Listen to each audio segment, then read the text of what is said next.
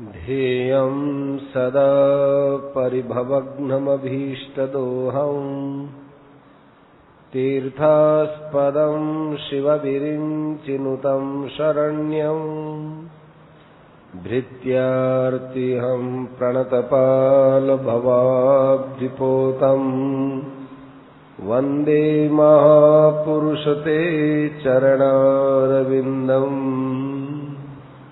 जो हम नहीं चाहते हैं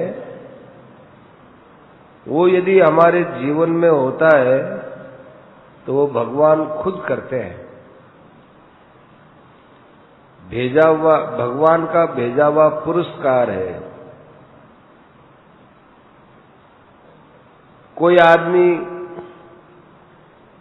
चलते ही हमारा अपमान करता है, समझना चाहिए भगवान करवा रहे हैं, नहीं तो भगवान की आंखों के सामने ऐसा कैसे होता। भगवान उसको निमित्त बना रहे हैं, उस आदमी को दोष नहीं देना चाहिए।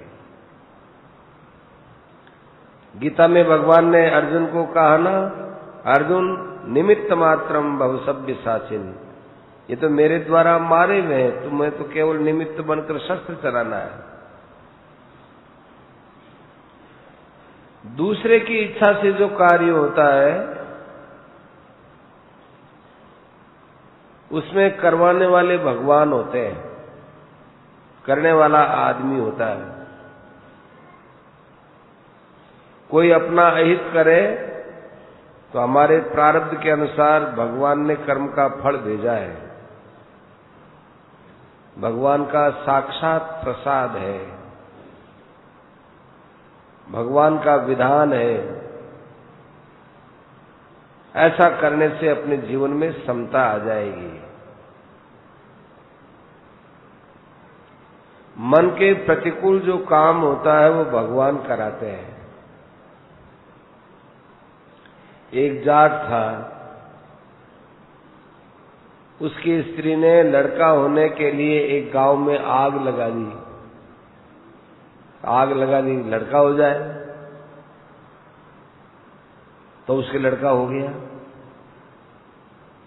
तब देखा अरे गांव में आग लगाने से तो लड़का होता है। तब उसने 2 गांव में आग लगाई तो फिर 2 लड़के हुए। एक बूढ़ा जाट था, उसने सिर पर हाथ रखे कहा, हे भगवान तेरे घर में न्याय नहीं है। गांवों में आग लगाने वाले के बेटे हो, तेरे घर में न्याय कहाँ है। लड़के बड़े हो गए, उस जाट के पहले वाले के बड़े हो गए। 3 लड़कों का विवाह हो गया। थोड़े दिनों के बाद वो 3 लड़के मर गए। तब उनकी स्त्रियां विधवा होकर घर में ही बैठी रही। तब उस बुढ़े ने कहा, ईश्वर के घर न्याय तो है, देरी से होता है।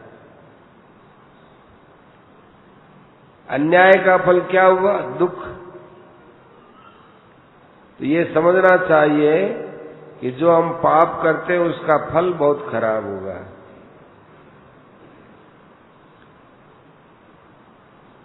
कई कर्मों का फल तो तुरंत मिल जाता है, कईयों का विलंब से मिलता है। भगवान जो कुछ करते हैं हमारे भले के लिए करते हैं। भगवान बताते हैं कि भक्त है वो समदर्शी होता है। ये गीता का सार है। आप जो व्यवहार करते हो उसमें समता आनी चाहिए। कसौटी है, कसौटी। चाहे आप कुछ भी करो, भक्ति योग है, ध्यान योग है, ज्ञान योग है, समता आनी चाहिए। समता नहीं आई और बहुत सी चीजें आ गई तो कोई काम की नहीं, व्यर्थ है।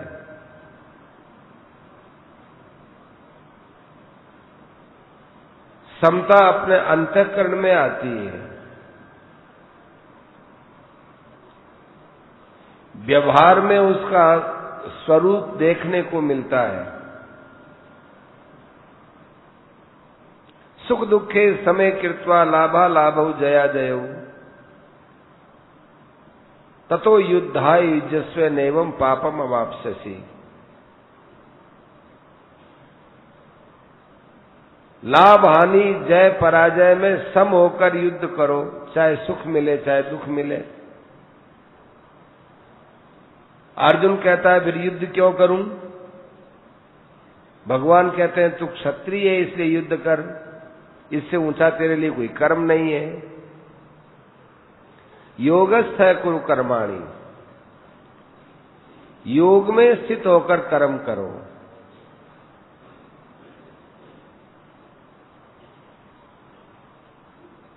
सुख दुख को समान समझने वाले पुरुष को ये संसार के विषय भोग व्याकुल नहीं कर सकते। जो भोगों को देख करके व्यथित नहीं होता है वो परमात्मा की प्राप्ति का पात्र बन जाता है। सम दुख सुख स्वस्थ है, वो आत्मा में स्थित है। मान अपमान में सम है, शत्रु मित्र में सम है, सोना और पत्थर में सम है, निंदा और स्तुति में सम है, प्रिय अप्रिय में सम है, वो गुणातीत है।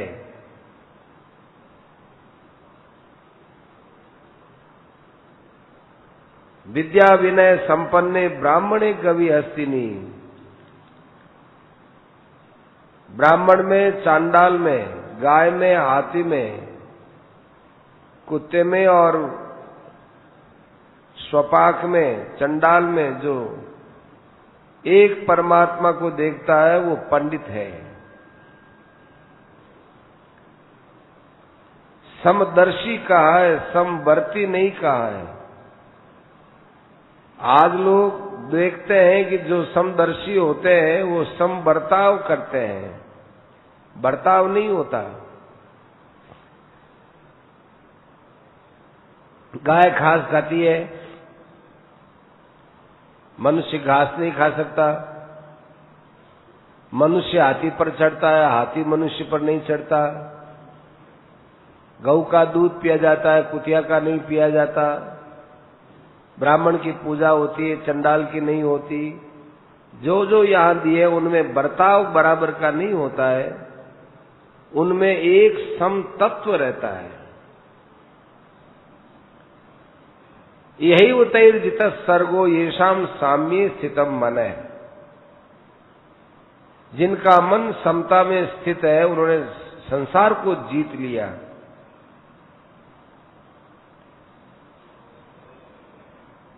जो लोग अपने भीतर बाहर सब जगह संपूर्ण भूतों में समभाव से देखता है, सुख और दुख में भी सम रहता है, वो श्रेष्ठ योगी है। जो सुख दुख सब में सम देखे समता है। जिस प्रकार मनुष्य अपने को सुख देना चाहता है उसी प्रकार सबको सुख देवे, और जैसे वो अपने को दुख नहीं देना चाहता उसी प्रकार दूसरे को दुख न दे। ये समता की पहचान है। माने जैसे मनुष्य अपने सुख के लिए चेष्टा करता है ऐसे दूसरे के लिए करे, और अपने दुख को दूर करने के लिए जैसे दौड़ धूप करता है ऐसे दूसरे के लिए करे। दूसरे के सुख में सुखी हो, दूसरे के दुख में दुखी हो, ये समता है। समता आनी चाहिए, समता लाने की चेष्टा करो। विषमता होती है राग द्वेष से। जितनी समता आती है उतना ही वो परमात्मा के निकट है। अब मेरी विशेष बात सुनो। हम लोग देखते हैं घरों के अंदर माताओं बहनों का जो बर्ताव होता है उसमें विषमता बहुत होती है।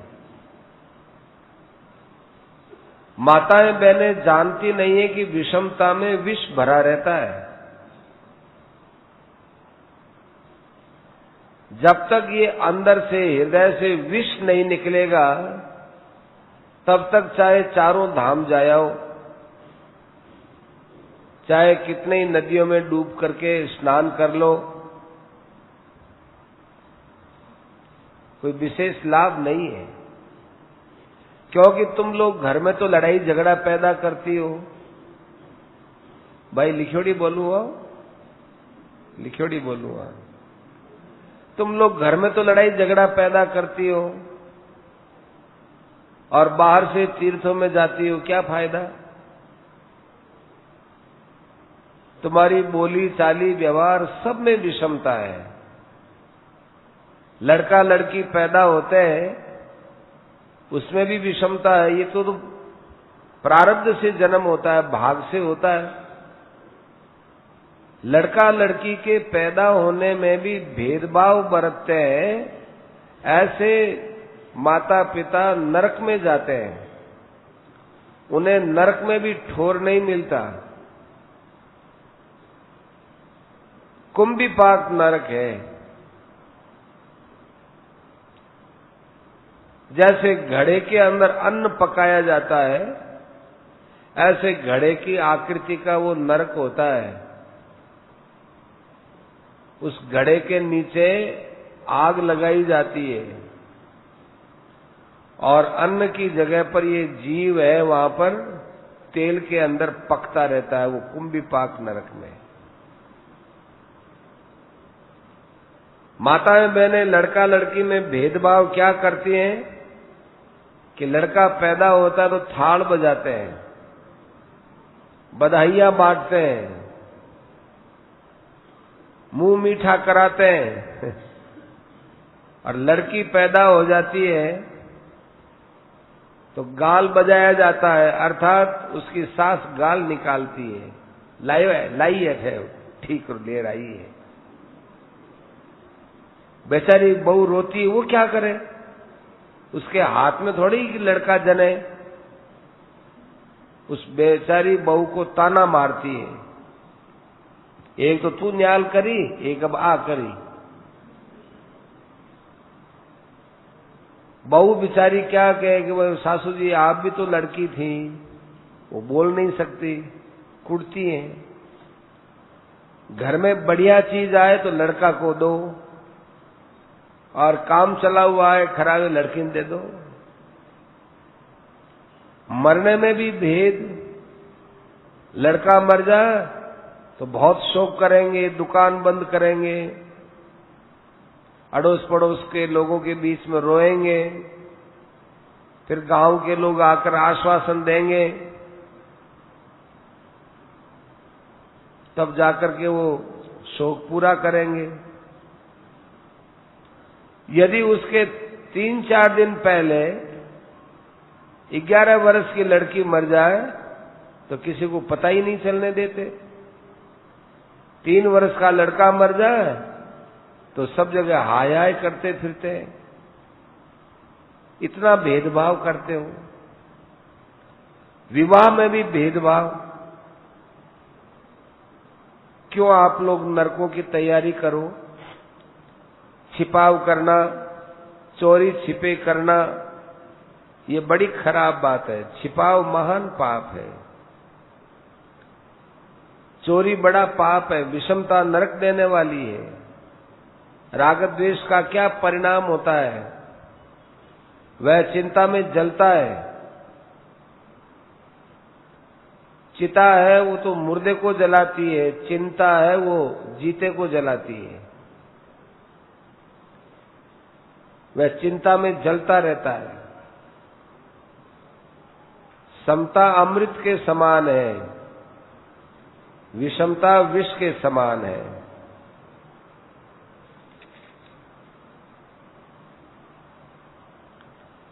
रसोई बनी, रसोइये पूड़ी साग बनाकर लाए तो गरम गरम अच्छी अच्छी ताजी ताजी पूड़ी होंगी, उनको एक तरफ टाल देंगे। दबी हुई बूसी हुई जो पूड़ी होगी वो लोगों को खिलाएंगे। ये भोजन जहर है। दूसरों को अच्छा खिलाओ, बचा खुचा जैसा भी अपने खाओ। गीता के अनुसार वो अमृत है। घर के अंदर माइए बाइए रसोई बनाती हैं, अपने घरवाले के लिए दूसरी चीज पुरसेंगे, नौकर के लिए दूसरी पुरसेंगे, दान के लिए दूसरी बनाएंगे। ऐसी बातें नरक में ले जाने वाली होती है। विषमता यदि करना आपका रात दिन का स्वभाव हो गया तो हम बताएं वैसी करो। क्या कि बढ़िया चीज हो वो दूसरों को दो, घटिया से घटिया चीज हो वो अपने लिए रखो। ऐसी विषमता करो। इस विषमता से आपका कल्याण हो जाएगा। भगवान कहते हैं यज्ञ शिष्टा मृत भुजो यान्ति ब्रह्म सनातनम नायम लोकोस्त्य यज्ञस्य कुतोन्य कुरु सत्तमय। अर्जुन, जो सबको खिलाने के बाद बचा हुआ अन्न होता है वो परमात्मा की प्राप्ति के लिए होता है। वो सुख भोगने वाले लोग इस बात को जानते नहीं है। बचाए हुए को खाने वाले तो नरक में जाते हैं और बचे हुए को खाने वाले मुक्त हो जान के बचा लेते हैं। फिर बताए घर में पूड़ी बनाई, गृह स्वामी के लिए उत्तम मक्खन की घी की पूड़ी बनाई और बाकी के लिए वेजिटेबल की बनाई। ऐसी विषमता घर का जो स्वामी है उसको और स्त्री दोनों को नरक में ले जाने वाली होती है। सबको अच्छा भोजन कराओ, जो आप करा सकते हो वैसा कराओ, पर उसको अच्छा कराओ, विषमता से मत कराओ। बच जाए उसमें अपना निर्वाह करो। देखो आप अमृत का स्वाद का अनुभव करोगे। द्रौपदी में क्या था, बढ़िया बढ़िया भोजन करवा करके अंत में बाकी बच जाता। इतनी बड़ी महारानी खिचड़ी की खुरचन को रगड़ करके खा के पेट भर लेती थी। आप लोग ईर्ष्या करती हो, देवरानी जेठानी की होड़ करती है, तो तुमको द्रौपदी की होड़ करनी चाहिए। कितना द्रौपदी में त्याग था, कैसी भावना थी। भगवान द्रौपदी के याद करते ही आ जाते थे। हमारे यहां क्यों नहीं आते कि हमारा विषमता का बर्ताव है। शबरी भीलनी के यहां भगवान गए, बड़े बड़े ऋषि मुनि रास्ते में आए, कहने के महाराज हमारी कुटिया में चलो। भगवान ने कहा अरे शबरी का घर कहाँ है। हम तो शबरी के घर जाएंगे। सबने भगवान के चरण पकड़ लिए। भगवान ने पूछा बोलो भाई क्या बात है, आप ऐसा क्यों करते हो। ऋषियों ने कहा महाराज ये तालाब है, बड़ा मैला हो गया, इसको निर्मल बना दीजिए। आपके चरण एक बार तालाब में ले जाइए, हमारे लिए जल स्वच्छ हो जाएगा। भगवान गए, तालाब में खूब स्नान किया, तालाब में कोई फर्क नहीं पड़ा, वैसा का वैसा ही रहा। ऋषि दांते तड़े अंगुली दबाया, महाराज हमने तो आपको भगवान समझा, भगवान है ही, आपके चरणों से ये तालाब पवित्र। दौड़ी दौड़ी आई, भगवान को देखा तो वो हक्की बक्की रह गई। बड़ी प्रसन्नता, बड़ा आनंद। भगवान खड़े खड़े मुस्कुरा रहे। भीलनी को कोई होश नहीं। भगवान ने कहा शबरी माई उठो, तुम पहले जल में हाथ पैर धोकर के फिर आओ। कहा महाराज मुझे तो आपके अलावा कुछ दिखता ही नहीं है, और जहां तक ये तालाब है ये तो ऋषि मुनियों के काम आने वाला है। मैं तो बहुत दूर दबे पांव से इस तालाब से दूर जाती हूं, कहीं मेरी छाया इस पानी पर भी न पड़ जाए। आप कहते हो हाथ पैर धोयाओ, यदि मैं हाथ पैर धोने चली जाऊंगी तो ये ऋषि महात्मा मेरे पीछे पड़ के मुझे मार डालेंगे। ऋषि लोग भी वहां खड़े थे। ऋषियों ने कहा कि भीलनी जी, जब राम जी ने इतनी बड़ी बात कह दी है तो अब आपको कौन क्या कह सकता है, जाइए। भीलनी को बल मिल गया। भीलनी ने जाकर जो ही पैर अंदर रखे ही जल एकदम साफ स्वच्छ हो गया। इसीलिए भगवान ने भीलनी के यहां प्रेम से दिए हुए बोर खाए, क्योंकि भीलनी दूसरों के सुख के लिए काम की, आसक्ति से रहित होकर जो काम करता है वो परमात्मा को प्राप्त होता है।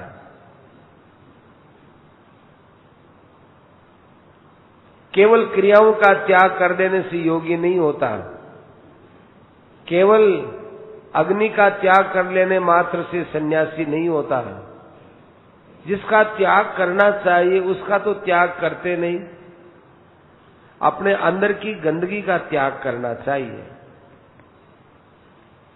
मनुष्य अपने घर में जो भोजन बनाए उसे दूसरों को देकर स्वयं खाए, उसे सनातन ब्रह्म की प्राप्ति होती द्रव्य यज्ञ है।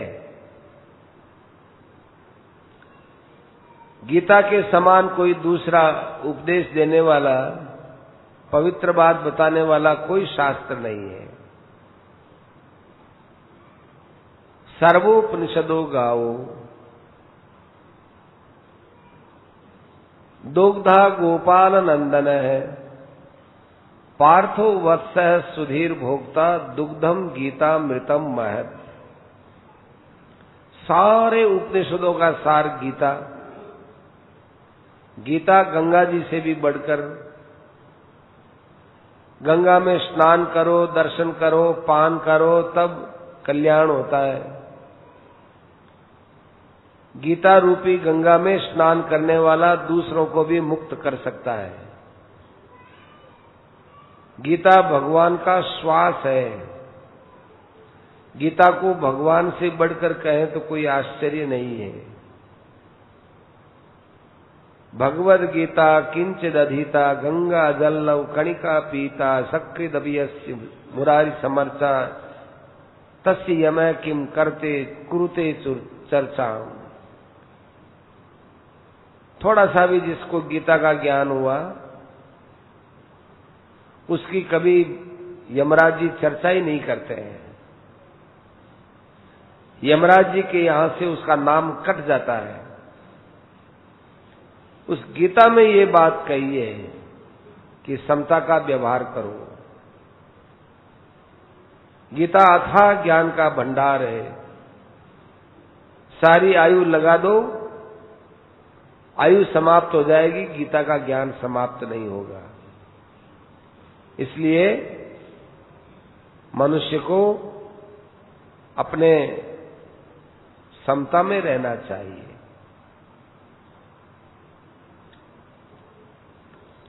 ऐसे ही वैराग्य की बात है। वैराग्य की बड़ी आवश्यकता है। त्रिलोकी का ऐश्वर्य मिले तो भी वैराग्य की अवस्था के सामने सब व्यर्थ है।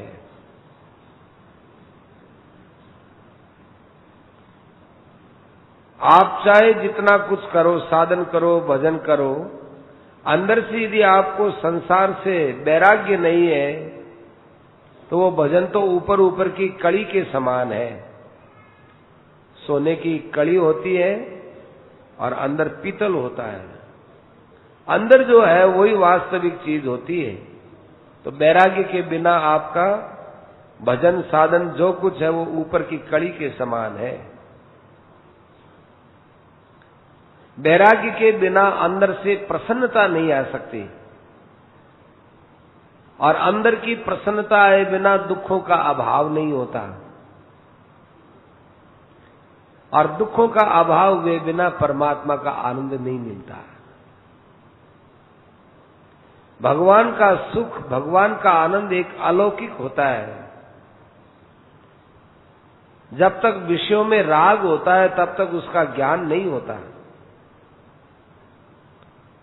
एक बार दधीची ऋषि ध्यानावस्था में बैठे हुए थे।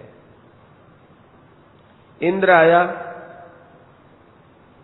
और कहने लगा, महाराज मुझे ब्रह्म ज्ञान दीजिए। ऋषि ने कहा, चले जाओ यहां से, तुम कुत्ते हो। इंद्र ने कहा, महाराज मुझे कुत्ता क्यों कहा? कि जैसे कुत्ता कुतिया के पीछे फिरता है, उसी प्रकार तुम अपनी इंद्राणी के पीछे फिरते रहते हो, तुमको ब्रह्म ज्ञान कैसे मिलेगा? क्योंकि जो मलिन सुख से ऊपर नहीं उठता है वो दिव्य सुख का कैसे अधिकारी है? तुम सच्चे सुख के अधिकारी नहीं हो। अनुमान लगाओ दधीची ऋषि किस अवस्था में थे? जिस अवस्था में स्थित होने से त्रिलोकी का ऐश्वर्य कूकर सूकर के समान मालूम देता, उस अवस्था में थे। ये अवस्था दधीची ऋषि की क्यों हुई? संसार में वैराग्य के कारण से हुई। जहां वैराग्य तीव्र होता है वहां साधन की गाड़ी अपने आप तेजी से चलती है। अश्वत्थमेनम सुविरूढ़मूलम असंग शस्त्रेण दृढ़ेन छित्त्वा। वैराग्य रूपी शस्त्र से संसार के वृक्ष को काट दो। राग के अभाव का नाम ही तो वैराग्य है।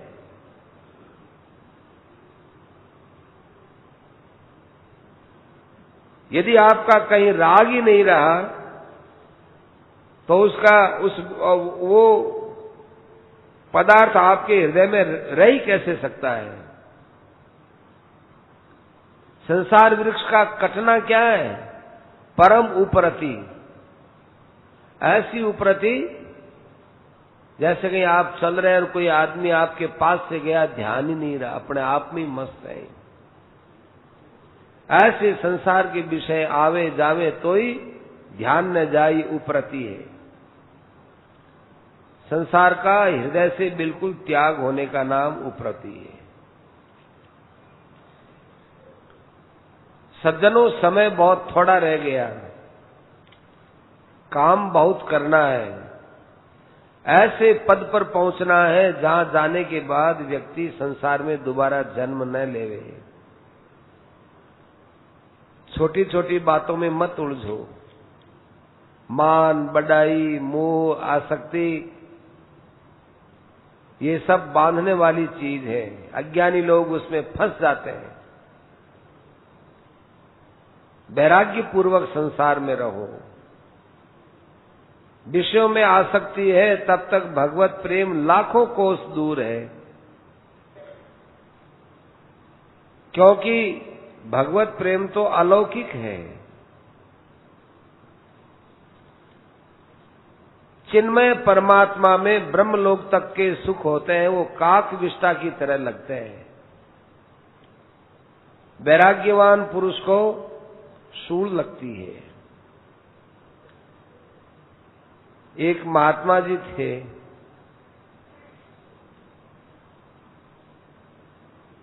उनको एक बहुत अच्छे कमरे में ठहराया गया, जहां कांच के खूब अच्छे झाड़ प्रकाश, पंखा लगा हुआ, गर्मी का समय, मोटे मोटे बढ़िया साफ सुथरे गदरे, चारों तरफ कमरे खुले, जाली लगी हुई, मच्छर आवे नहीं, पंखा खूब अच्छा चले। तो महात्मा जी उस कमरे में बैठे रहे, कोने के अंदर जाकर बैठ गए और रोने लग गए। उनके साथ एक संत और थे। उन्होंने पूछा, महाराज क्या बात है? क्या बताऊं? जेल खाने में पड़ा हुआ हूं। क्यों? नींद नहीं आती है। क्यों? क्योंकि इतना ये पंखा चलता है, इतना बढ़िया गदरा है, मुझे नींद नहीं आती। तो कैसे आएगी? कि ये एक टाट लाकर दे दो। वो टाट लाकर दिया, उस टाट के ऊपर सोए, तब थोड़ी बहुत नींद उनको आ गई। आराम से ऊपर जाके डागले पर, छत पर जाकर सो गए, नींद आ गई।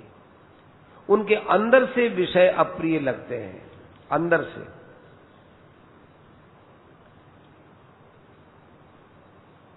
विषय उनके लिए आफत है, भोग आफत लगते हैं। उपरति कहते हैं विषयों का ज्ञान ही न हो, और वैराग्य होता है कि उसका ज्ञान तो होता है पर उधर वृत्ति न जाए। आसक्ति का त्याग करके जो व्यक्ति संसार में रहता है वो कवच पहन के रहता है। जैसे कवच पहने हुए योद्धा पर कोई बाण नहीं लगता, शस्त्र नहीं लगता, भाला नहीं लगता, उसी प्रकार से आसक्ति रहित व्यक्ति पर संसार का कोई प्रभाव नहीं पड़ता। अंदर में जब तक राग भरा पड़ा है तब तक बाहरी त्याग का क्या मूल्य है? वो त्याग कितनी देर ठहरेगा? खाद्य पदार्थ का त्याग कर दिया कि हम ये नहीं खाते, हम ये नहीं खाते, परंतु फिर भी स्त्री में आसक्ति है तो त्याग कर दिया, चलो स्त्री का त्याग कर दिया, पर जब वो मिलेंगे तब तो आसक्ति हो ही जाएगी, क्योंकि अंदर राग भरा पड़ा है। ये अंदर छिपा हुआ, बहुत गहराई तक छिपा हुआ दोष रहता है, इसको तो कुचर कुचर करके साफ करना चाहिए। वैराग्य अवस्था में जब व्यक्ति ध्यान करने बैठता है तो ध्यान में उसकी स्थिति प्रगाढ़ होती है। मैं ज्यादा क्या कहूं, वैराग्य उपरति का प्रकरण हो वहां कह सकता हूं कि ये मेरा अनुभव है। वैराग्य उपरति के बाद कैसे क्या होता है ये मेरा अनुभव मैं कह सकता हूं, पर कैसे कहूं, यहां तो कोई उतनी बात समझने वाले नहीं। समाधि हमाधि का हमारे काम पड़ा नहीं। ज्ञान समाधि तो इतनी है कि तीनों काल में संसार का अभाव है, परंतु शरीर से यथा योग्य व्यवहार होता है, परंतु ये मानता है कि शरीर से आत्मा बिल्कुल अलग है। नारायण नारायण।